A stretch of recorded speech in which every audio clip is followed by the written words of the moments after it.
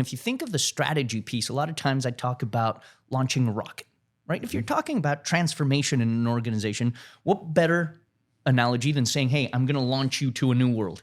Maybe a little bit exaggerated, but you know what I mean, right?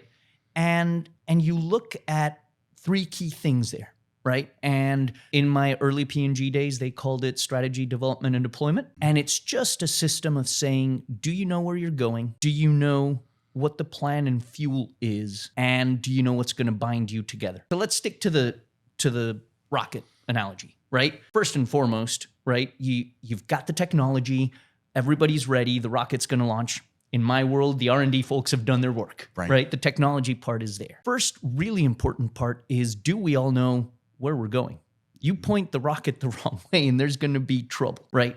And it can't be that one control center or one astronaut or thinks we're going a different way. So that strategy development piece and making sure that you know exactly where you're going is super critical, right? So the first piece is direction.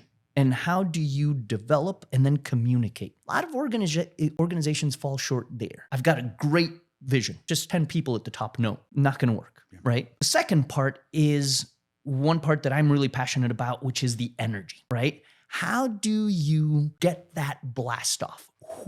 How are you going to create that spark? And again, a rocket is a really good example. So now we know where we're going. What's going to fuel it? And it's leadership, and it's a really deep understanding of why we want to take off, right? And that's critical to change management. And now imagine that same rocket, right? You've got the right direction.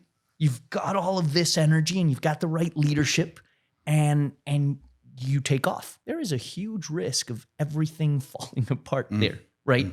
All of that energy, if there's not a glue, then it'll come apart. And cliche as it may sound, critical to an organization and to leaders in that organization is trust as that glue, right? So I think that's, if I had to describe, hey, how do you go through putting that strategy process?